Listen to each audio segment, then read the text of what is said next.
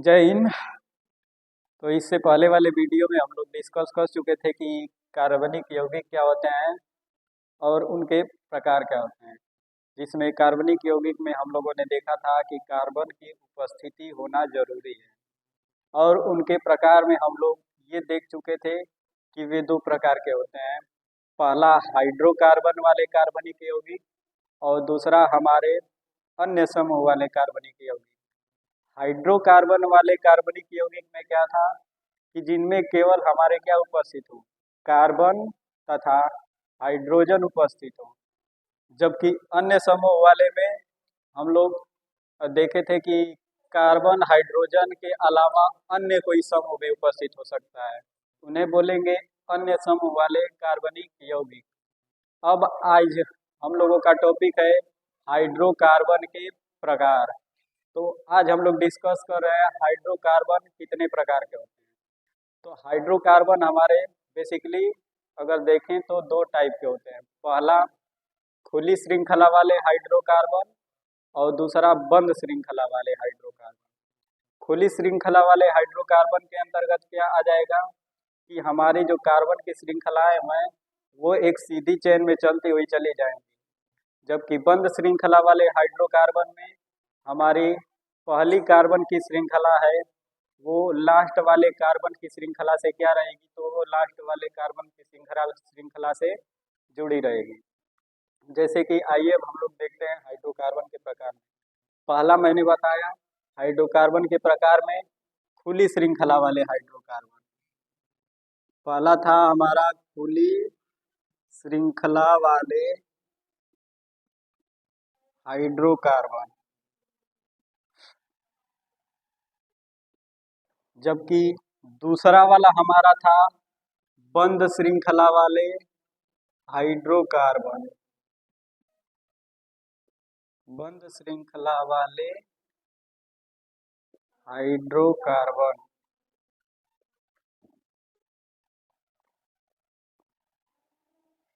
अब खुली श्रृंखला वाले हाइड्रोकार्बन के कुछ उदाहरण देख लेते हैं।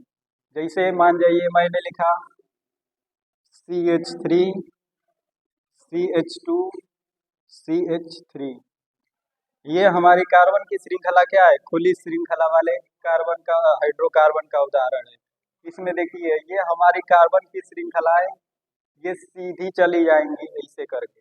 उसी प्रकार एक और लिख रहा हूं, जैसे CH3 CH2 CH2 CH2 CH3। ये देखिए यहाँ भी हमारी कार्बन की श्रृंखलाएं सीधे रूप में जा रही हैं, तो इन्हें भी हम बोलेंगे ये भी हमारी खुले श्रृंखला वाले हाइड्रोकार्बन है। जबकि बंद श्रृंखला वाले हाइड्रोकार्बन में क्या होगा, जैसे मान जाइए हमारा पहला वाला कार्बन है CH2, तो ये क्या रहेगा, अगर दूसरे वाले कार्बन से जुड़ा है तो ये कार्बन फिर अगर किसी दूसरे वाले से जुड़ा है तो इसका जो ये अंतिम वाला कार्बन श्रृंखला होगा ये क्या हो जाएगा, पहले वाले से जुड़ा जाएगा। तो ये हमारा बन जाएगा एक बंद श्रृंखला वाला हाइड्रोकार्बन। उसी प्रकार देखिए CH2 CH2 CH2 CH2, ये हमारा अगर पहला वाला कार्बन है तो ये देखिए ये वाला अंतिम क्या हो जाएगा, इस वाले पहले वाले से एक बॉन्ड बना के जुड़ जाएगा।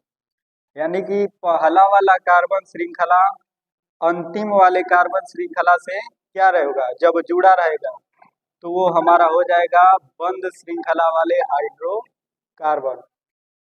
अब आप हाइड्रोकार्बन में खुली श्रृंखला वाले और बंद श्रृंखला वाले हाइड्रोकार्बन को पहचान गए होंगे। अब हम देखते हैं कि खुली श्रृंखला वाले हाइड्रोकार्बन के कितने प्रकार होते हैं। तो अगर देखें हम खुली श्रृंखला वाले हाइड्रोकार्बन के, तो ये हमारे 3 प्रकार के होते हैं।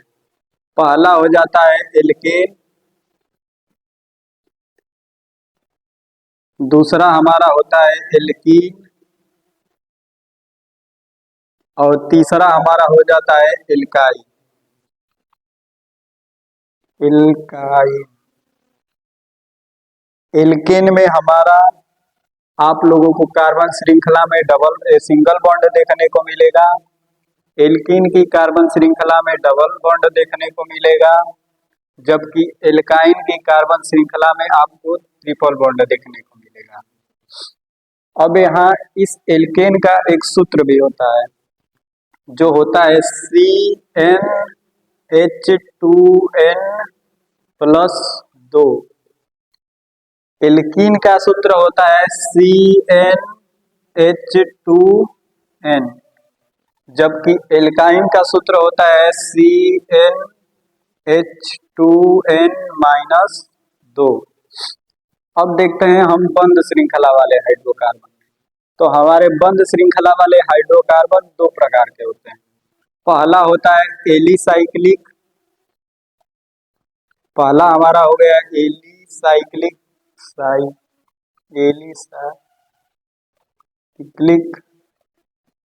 और दूसरा हमारा हो जाता है एरोमेटिक वाले हाइड्रोकार्बन। Aromatic hydrocarbon.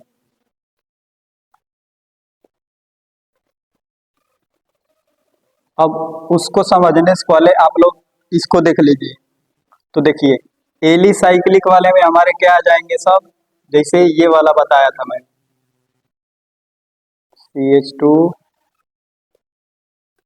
ये सभी हमारे बंद श्रृंखला वाले हैं, ये हमारे एलिसाइक्लिक के अंतर्गत आ जाएंगे।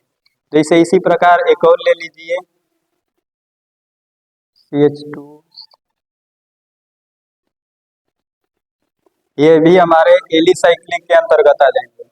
जबकि एरोमेटिक वाले हाइड्रोकार्बन के अंतर्गत हमारे आएंगे, तो इसमें हमारा एक मुख्य चीज है क्या, बेंजीन।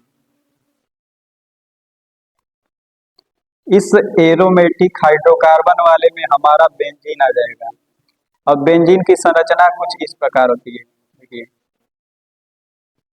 ये हमारा हो गया बेंजीन। अब क्या करेंगे, एक लाइन, फिर एक लाइन छोड़कर डबल बॉन्ड, फिर एक लाइन छोड़कर डबल बॉन्ड बना देंगे। ये हमारी हो गई बेंजीन की संरचना। या एक और संरचना होती है इसकी, जो इस प्रकार है। क्या कीजिए, 6 कोनों वाले एक षटकोण को बनाइए और बीच में गोला है, ये भी हमारी बेंजीन और ये भी हमारा बेंजीन।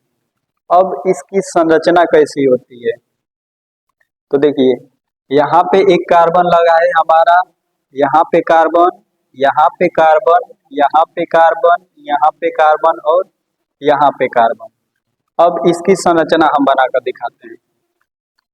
तो इसकी संरचना है, यहाँ पे कार्बन तो कार्बन, उसके बाद यहाँ पे कार्बन, इसके स्थान पे एक कार्बन लगा दीजिए, उसके बाद यहाँ पे एक कार्बन सिंगल बॉन्ड लगाकर, फिर यहाँ पे कार्बन,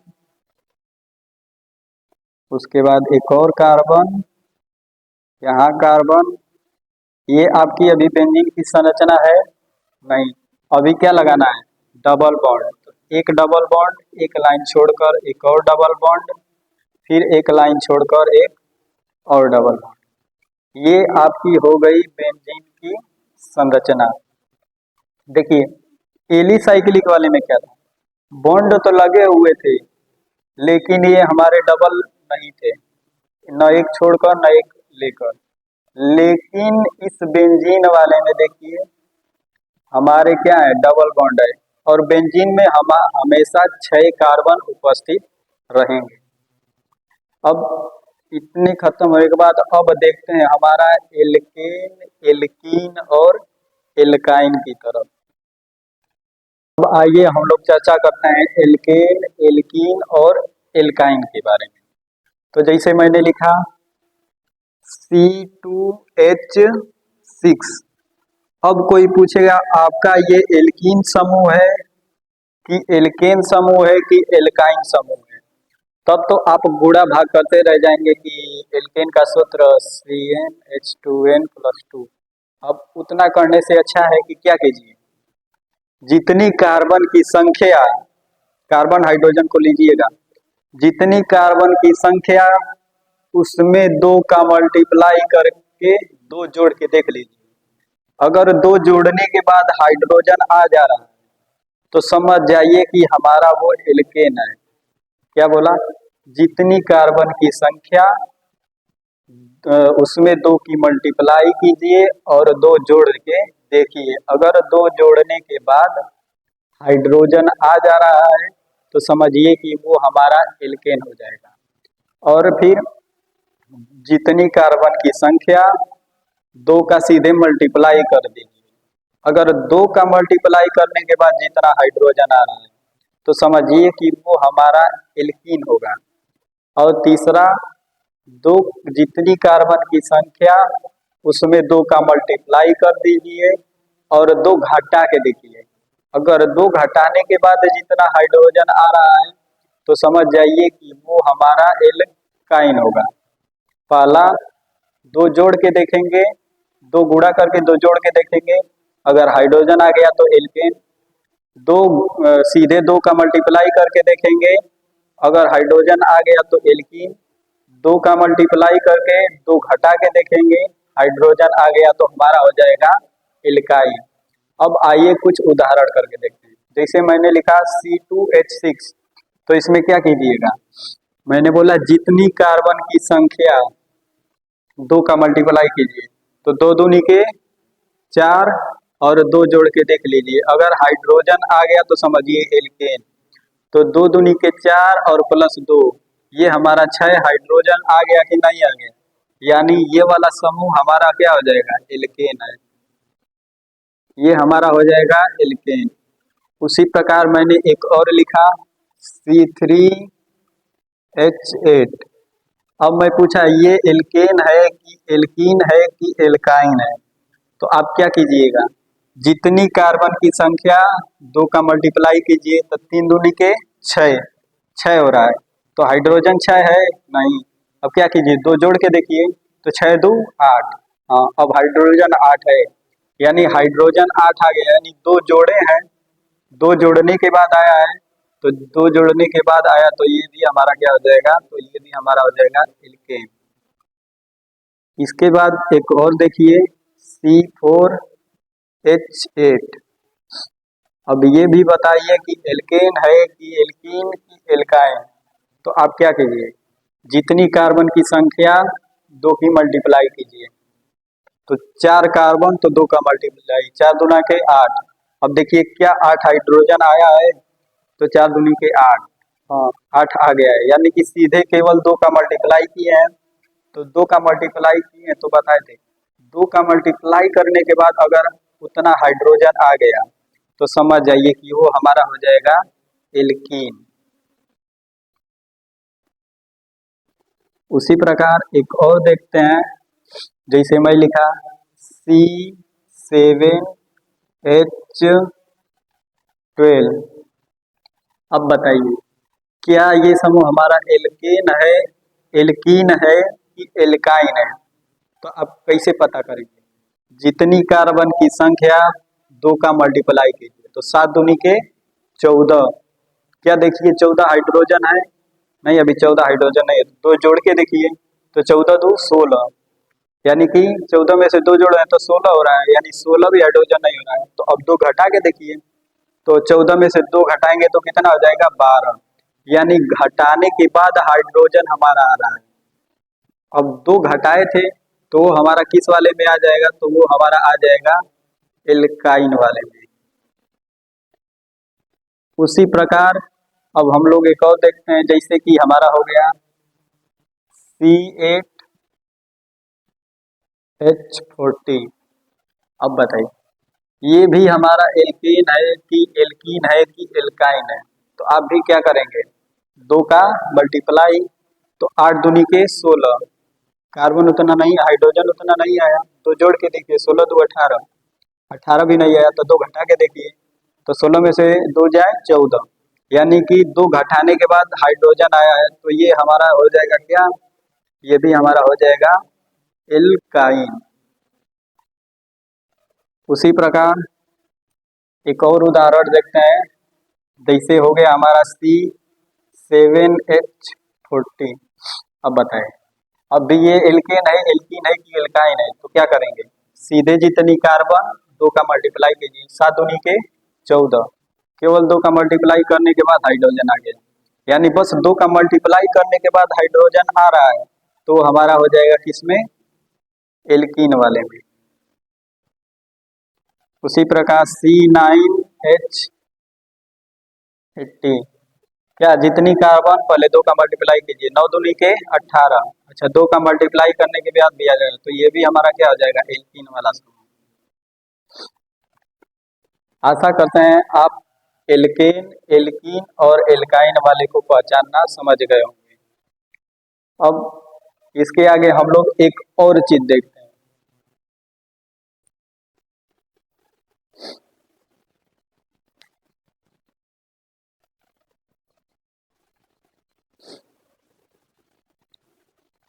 अब इसके अलावा आइए हम कुछ और यौगिक देखते हैं, जैसे एक हो जाते हैं इसमें हमारे एल्कील वाले यौगिक, जैसे मैंने लिखा एल्कील वाले यौगिक, उसके अंत में हम लोग क्या लगाएंगे, जैसे ईल लगा रहता है, जैसे मैंने बोला देखिए, आप तो पहले एल्केन लीजिए, एल्केन के सूत्र में मैंने लिखा C2H6, तो ये हमारा एल्कीन वाला है, एल्केन वाला है, जबकि अब वो एल्कीन एल्केन न रखो, उसमें उसके अंत में ईल लग जाएगा, एल्कीन वाला, तो उसके लिए क्या होगा, यहाँ हमारा C जितना कार्बन है उतना रहेगा, और अब एल्कीन वाले समूह को पहचानने के लिए क्या करेंगे, तो जितना कार्बन रहेगा उसके दुगुने से हाइड्रोजन एक अधिक रहेगा, और कोई एक समूह अन्य आकर जुड़ा रहेगा, जैसे कोई एक अन्य समूह आगे जुड़ा रहे, क्लोरीन, फ्लोरीन, नाइट्रोजन, ऑक्सीजन, इस तरह करके OH समूह आके जुड़ा रहे, तो वो हमारा हो जाएगा एल्कील वाला। अभी थोड़ा एक और देखिए, पूरा डाउट अभी हमको पता है डाउट होगा, तो देखिए एल्कील वाले को कैसे करेंगे, कार्बन का दुगुना से 2 अधिक था तो हमारा एल्केन वाला था, अब कार्बन के दुगुना से 1 अधिक, इसमें देखिए एल्केन वाले में कार्बन के दोगुना से 2 अधिक तो हमारा था एल्केन, अब कार्बन के दुगुना से 1 अधिक तो हमारा हो जाएगा एल्कीन, जैसे ये हमारा हो गया C2H5, तो ये हमारा कौन सा यौगिक हो जाएगा, एल्कील वाला। और एक और इधर से आकर कोई अन्य समूह क्या रहेगा, इसमें जुड़ा रहेगा। उसी प्रकार मैंने लिखा C3H7, अब यहाँ से हमारा कोई अन्य समूह आके क्या रहेगा, इसमें जुड़ा रहेगा, तो कार्बन जितना है उसके दुगुना से 1 अधिक हमारा क्या दिख रहा है, हाइड्रोजन, 3 दूना के 6 और 1 7 दिख रहा है ना, तो 3 दूना के 6 1 7, तो ये भी हमारा कौन सा समूह हो गया, तो ये भी हमारा हो गया एल्कील वाला।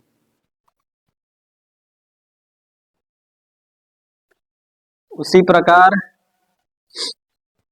C4H9, यहाँ पे कोई अन्य समूह आके जुड़ा रहेगा, तो इसको भी हमारा कौन सा समूह है, तो ये भी हमारा कौन सा हो जाएगा, 4 दूनी के 8, और हाइड्रोजनवा को अधिक है, 1 अधिक है कि 2 अधिक है, तो आप देखिए 4 दूना के 8 और 1 9, इस ससुरा हाइड्रोजनवा इसमें क्या है, 1 ही अधिक है, तो जब 1 ही अधिक है तो ये भी हमारा कौन सा समूह हो जाएगा, तो ये हमारा हो जाएगा एल्कील वाला, और यहाँ एक बॉन्ड का मतलब इसमें से कोई और अन्य आके क्या रहेगा, जुड़ा रहेगा। उसी प्रकार एक और उदाहरण देखिए, C5H12, अब बताइए ये हमारा एल्कील वाला है या कोई अन्य वाला है, तो अब क्या करेंगे, 5 दूनी के 10 और 10 1 11, 1 अधिक रहेगा ना, यानी कि हाइड्रोजन कितना रहेगा, 1 11, लेकिन इसमें कितना है 12, यानी 5 दूनी के 10 2 12, हाइड्रोजन में को अधिक है तो 2 को अधिक है, तो ये हमारा कौन सा हो जाएगा, तो ये हमारा हो जाएगा एल्केन वाला।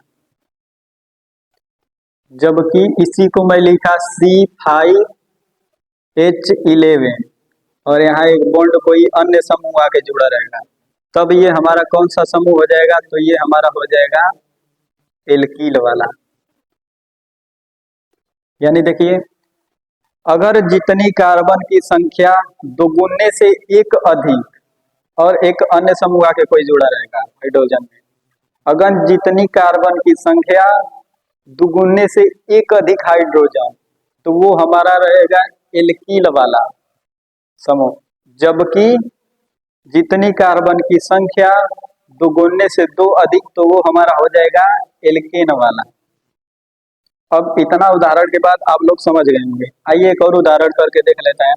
जैसे मैं लिखा है यहाँ पे C7H50, और यहाँ एक और कोई अन्य समूह आके जुड़ जाएगा। अब बताइए एल्कील वाला समूह है या नहीं है, तो आप बोलेंगे हाँ ये एल्कील वाला समूह है, क्योंकि कार्बन संख्या 7 और 7 दूनी के 14, और एक जोड़ने के बाद हाइड्रोजन आ गया, यानी कि हमारा हो गया 15। तो ये भी हमारा क्या है, एल्कील वाला यौगिक है।